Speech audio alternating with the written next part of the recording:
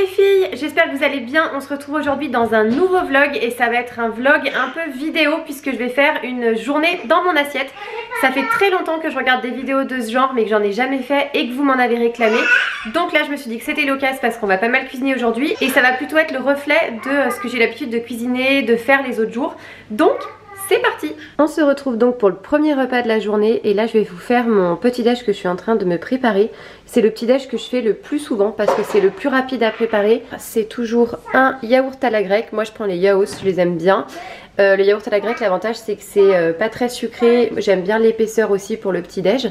Là j'ai des fraises et je mets donc le croustille avoine au chocolat de chez Björg.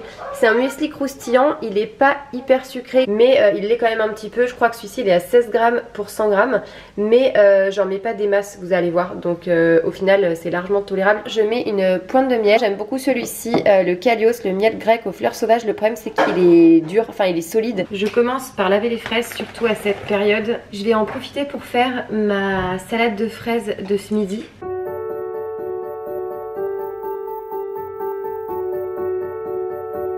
Voilà, j'ai terminé de couper toutes les fraises. Comme vous pouvez voir, je les coupe vraiment très finement. Et à la fin, j'ajoute toujours un peu de citron pour éviter qu'elles ne s'oxydent vu qu'on va pas les manger tout de suite. Et donc là, je fais pas de manière. Je prends mon yaourt, je le mets dans l'assiette. Ensuite, je prends du miel. Donc là, comme je vous disais, celui-ci, il est solide. Donc je le fais un petit peu fondre au micro-ondes. Voilà, en quelques secondes, vraiment, c'est fondu. Je vais mettre mes fraises. Alors, petite astuce, quand les fraises ne sont pas encore ultra mûres, comme c'est le cas vu qu'on est en début de saison, plutôt que d'apporter un sucre raffiné qui n'apporte pas grand-chose, moi, je vous recommande toujours de mettre soit une pointe de miel, comme là, je vais le faire parce que c'est le petit-déj et qu'avec le yaourt grec, ça va bien. Soit sinon, de mettre de la cannelle ou de la vanille.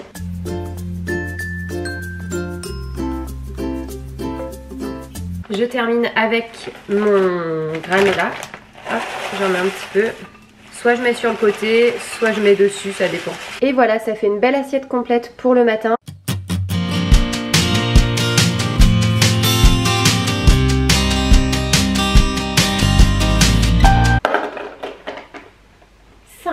Donc tu dois avancer ton pion de 5.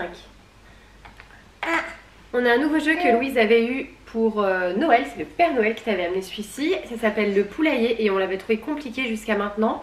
Mais là ça y est, on l'a ressorti et elle comprend bien. C'est un peu compliqué dans le sens où il y a 2 règles à la fois. Et le but c'est d'amener tous ces poussins au potager avant que la poule ne les ait rattrapés pour les ramener dans le nid. Et voilà, la première sieste de Jules est faite. C'est la pause biberon. Pour Jules, il avait mangé à 7 h du mat, là il est 11 h donc il avait un petit creux. Louise n'est pas encore habillée, il faut que j'aille l'habiller. Alors pour ce midi, on va partir sur des papillotes de saumon.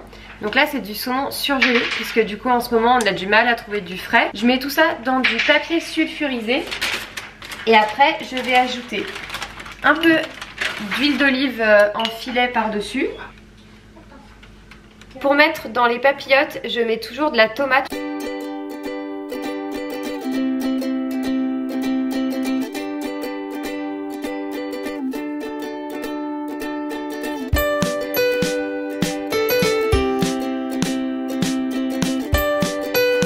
Et ça part au four pour 45 minutes à 200 degrés. Donc là avec le poisson on va faire des courgettes provençales et du riz.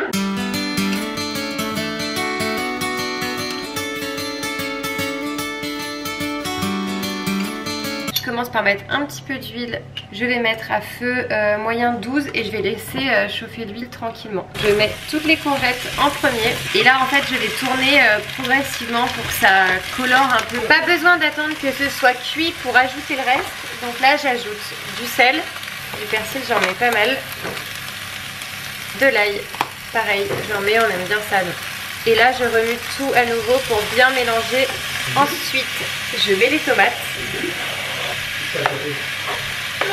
Je remue.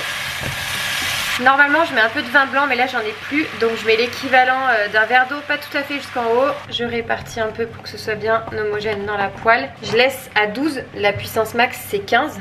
Je couvre et je regarde de temps en temps voir ce que ça donne. Ce matin les fraises ont pris un sacré coup. Donc là j'ai une mangue qu'il faut faire parce qu'on l'a acheté il y a déjà plusieurs jours. Je vais ajouter la mangue aux fraises et ça nous fera un dessert pour Louise et moi parce que Steph n'aime pas la mangue.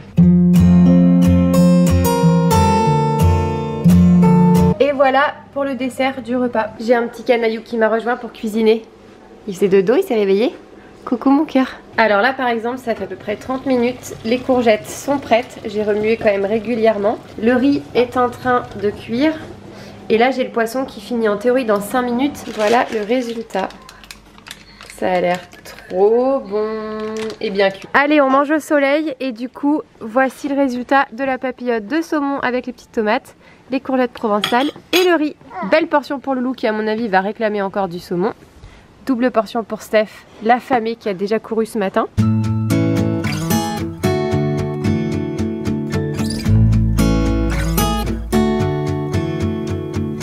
Les deux sont en train de dormir. Petit moment cool.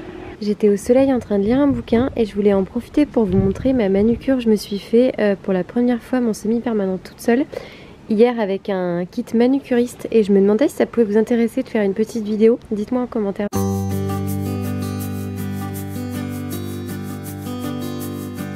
J'en profite d'être dehors toute seule pour vous montrer deux bouquins que j'aime beaucoup lire en ce moment.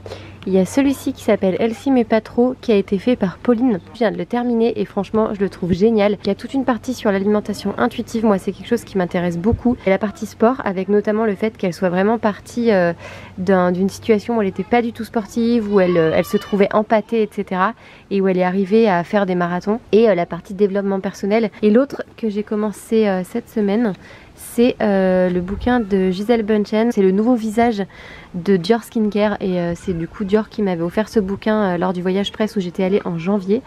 Et franchement je le trouve fabuleux. J'allais remplir mon journal alimentaire quotidien là dans mon téléphone et je me suis souvenu que j'en avais parlé rapido sur Insta et vous aviez été hyper nombreuses à me poser des questions. Je vais aller à l'ombre pour vous montrer parce que là il y a trop de soleil, mais je remplis donc ce journal alimentaire depuis maintenant 2 semaines et demie et voilà, l'objectif c'est vraiment de faire un état des lieux chaque jour de ce que je mange, de voir si nutritionnellement j'ai bien tous les apports qu'il me faut et de voir si au global je suis pas suralimentée, si je mange pas trop de cochonneries. Si vous me suivez sur Instagram, je vous remets mon compte ici, vous avez vu que je m'étais pas mal remis à la marche rapide sur tapis.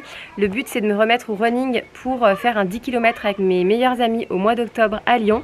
Donc pour ça je souhaite perdre quelques kilos pour retrouver ma silhouette avant Jules et surtout pour pouvoir vraiment me remettre en forme, recommencer à courir.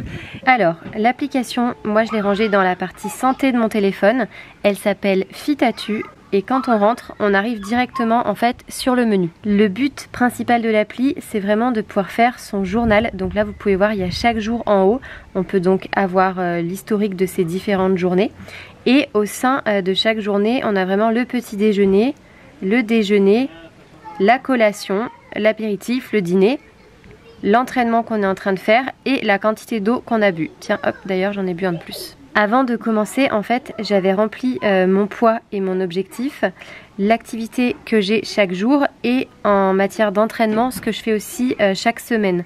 Du coup, ça m'a défini des objectifs journaliers pour atteindre mes objectifs. Donc à la fois en nombre de calories, mais également en quantité de glucides, de lipides, de protéines. Et du coup, ça me permet d'avoir une visibilité là-dessus. Ce que je trouve hyper top dans l'appli, c'est que vraiment, on peut retrouver tout ce qu'on a tendance à acheter. Par exemple, mon croustille avoine Björg que je vous ai montré ce matin. Typiquement il y est.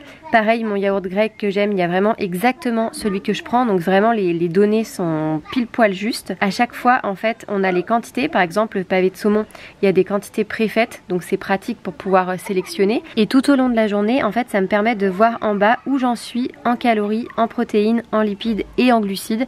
Comme ça me permet aussi d'ajuster. Par exemple là je vois qu'en glucides je suis légère. Donc si je veux me faire des fruits ou un petit gâteau au goûter je peux le faire.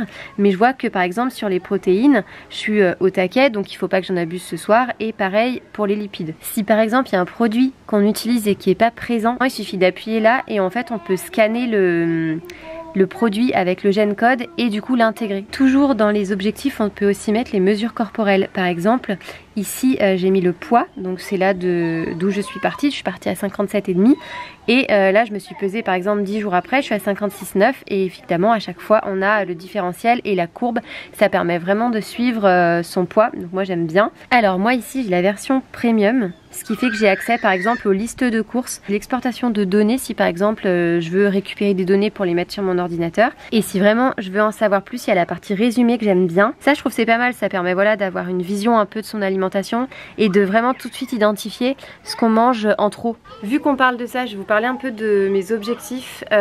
Du coup pendant la grossesse j'ai pris quasiment 14 kilos, donc j'ai commencé à 54, j'avais 1 kg de trop par rapport à avant Louise et j'ai terminé à 68, ce qui fait que après l'accouchement en gros j'ai reperdu une grosse partie tout de suite, mais quand même je suis restée à 59 pendant plusieurs semaines, donc avec 5 kg de trop par rapport à avant Jules, ce qui est énorme parce que moi j'ai jamais varié autant de poids, donc clairement je me sentais vraiment hyper mal.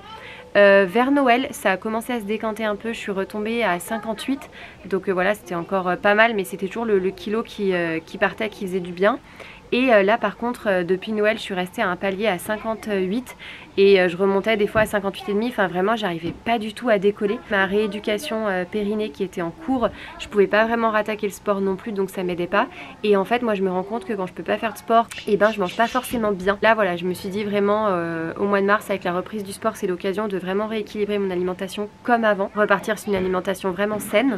Et c'est vrai que la reprise du sport début mars m'a quand même fait du bien. Du coup, avec le confinement j'ai pas pu reprendre comme je voulais, mais c'est vrai que là je m'y tiens bien à ma marche rapide, à mon programme de running que je vais pouvoir commencer là la semaine prochaine. Et avec mon alimentation j'ai essayé d'appuyer vraiment sur des recettes avec des légumes cuits plutôt que crus, boire beaucoup plus d'eau pour éliminer de l'eau. Tout ça je vous referai un article vraiment pour vous dire tout ce que j'ai mis en œuvre, mais le fait est que là je suis contente, ça fait 2 semaines que ça décolle un peu. J'ai passé la barre des 58, donc ça c'était hyper cool. J'ai passé la barre des 57 cette semaine puisque je suis à 56,9, donc là j'ai 3 kilos qui me restent de Jules. Et j'ai 1 kg qui me reste de Louise, donc voilà, l'objectif c'est vraiment de perdre 4 kilos. Et avant tout l'objectif c'est vraiment de me sentir bien, d'être à nouveau dans un corps en forme, d'avoir de l'énergie. C'est pour ça que ce journal ça m'aide pas mal. Et l'objectif, voilà, les 4 kilos en moins c'est pour fin juin.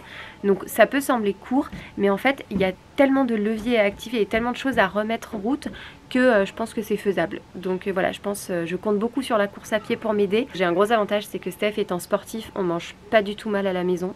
Et moi en plus de ça, ça fait maintenant 3 années, bientôt 4, que j'ai arrêté tout ce qui était jus industriel, soda industriel, toutes ces choses là. Donc voilà, j'essaye de limiter aussi ma quantité de sucre au maximum. Et cette appli ça m'aide pas mal à voir un peu les quantités de sucre ingurgité, parce que même si je choisis mes ingrédients en fonction aussi du sucre qui les compose, et bah c'est compliqué je trouve à l'échelle d'une semaine de se dire bah est-ce que vraiment j'ai mangé moins de sucre qu'avant. Et là avec l'appli c'est cool, du coup avec le résumé hebdo je peux voir ça. Voilà, en tout cas c'est vrai que j'ai plein de questions sur Instagram tout le temps, sur mon alimentation, sur mes recettes, sur mes repas, etc. Donc j'espère que ça répond un peu à vos questions sur mes objectifs, sur mes envies à atteindre. Et bah voilà, on se retrouve pour la suite de la journée. C'était un petit peu imprévu. Si ça vous branche de télécharger l'appli, je vous mets le lien en barre d'infos et je vous donne aussi un code pour vous permettre de tester si ça vous intéresse 1 mois à Fitatu Premium, donc avec toutes les options que je vous ai données. Le code c'est juste M-Fitatu et je vous mets vraiment le lien et toutes les infos dans la barre d'infos. Si ça vous tente, n'hésitez pas non plus à me taguer dans vos stories sur Instagram ou n'importe où. Ça me fera plaisir de voir que vous l'utilisez et ça permettra aussi de se suivre mutuellement. Parce que oui, s'il y a quand même un gros conseil que je peux vous donner quand vous êtes comme ça en quête de rééquilibrage alimentaire ou quoi, c'est vraiment de faire des photos, parce que c'est hyper motivant de voir les avant-après. Moi je sais que j'ai fait mes photos avant, mes photos après pour Jules, ça m'avait vraiment fait beaucoup de bien de voir que ça avançait. C'est aussi d'en parler avec les copines et de s'inspirer sur les réseaux, vraiment de se motiver entre nous, je trouve ça cool. Et le troisième conseil que je peux vous donner, c'est vraiment de tenir un journal, parce que voilà, ça permet vraiment de manger en pleine conscience. Et maintenant on va reprendre le cours de la journée. Je vais m'occuper un petit peu de Jules qui est juste à côté de moi, je vais vous le montrer. Il était en train de dormir, mais là Steph me l'a apporté, donc on va jouer ensemble. Et Louise par contre est toujours en train de dormir. Elle fait la sieste depuis qu'il est 14 h et à l'heure où je vous parle, il est 17 h, donc ça fait un moment qu'elle dort. Canaillou qui est tout le temps en train de vouloir se retourner, il a bien compris le truc. Là il est vraiment redressé quoi. Oh, ça va trop vite. Heureusement que je filme pas mal. J'en profite. Il observe. On est sur la fin de journée et je vais faire ma course à pied parce qu'avec le principe de l'autorisation, après 19 h, Steph vient tout juste de revenir courir. Donc là il est 20 h et je vais me faire mon petit run sur le tapis. Je vais faire que 10 minutes parce que je vais commencer mon programme post-partum, donc post-reprise donc post-rééducation du périnée. Je vais faire une alternance de 1 minute marche, 1 minute course. Donc là je faisais de la marche depuis des semaines, donc là c'est la première fois que je vais Alors là il est 20h et quelques, Steph est allé courir à l'extérieur pour une fois vu qu'on a le droit à partir de 19h, ce qui fait que moi je vais faire mon tapis que maintenant. Là c'est la première fois que je vais courir, j'attaque un programme post-rééducation du périnée, donc c'est une alternance de marche rapide et de course, donc c'est la première fois que je vais recourir depuis très longtemps, mais vu que là ça faisait 2 semaines que je faisais de la marche rapide et que j'étais très à l'aise, je pense que ça va le faire. J'en ai pour 10 minutes, on verra à la fin dans quel état je serai.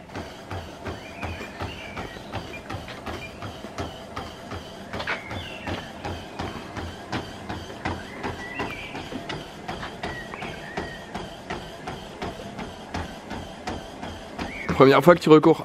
Ouais. J'ai les fesses qui rebondissent. Et voilà, les 10 minutes de fractionné sont faites. Ça y est, j'ai terminé ma petite séance de 10 minutes. En 10 minutes, le jour est tombé, ça fait bizarre. Franchement, je suis trop contente, je me suis sentie hyper bien. Alors oui, c'est que 10 minutes, mais le fait de recommencer à courir, j'avais vraiment peur parce que après Louise, ça s'était pas hyper bien passé. Et franchement, là, j'ai mis les vitesses de course à 9 km/h, donc bon c'est pas mal, et les vitesses de marche à 6,5 et je me sens mais hyper bien. J'ai bien réussi à courir, bon forcément les muscles piquent hein, dans les fesses, les cuisses, mais sinon vraiment le souffle top et tout, donc j'ai trop hâte des prochaines séances. Il y en a 4 par semaine et je les ai un petit peu ajustées en fonction de plein de choses que j'ai trouvées pour me faire mon propre programme et je verrai ce que ça donne, mais là franchement je suis trop contente d'avoir commencé, de m'être remise à courir, d'avoir les sensations, c'est plutôt cool et je verrai ce que ça donne dans les jours à venir, dans les semaines à venir. Le soir on se débrouille toujours pour ne pas cuisiner, donc là par exemple j'ai pris une tranche de jambon, les courgettes de ce midi, les haricots verts d'hier et le riz de ce midi, et Steph lui il a le pavé de saumon de ce midi, les haricots verts d'hier et du riz. Et voilà, on va se régaler. Louise a mangé avant nous du coup.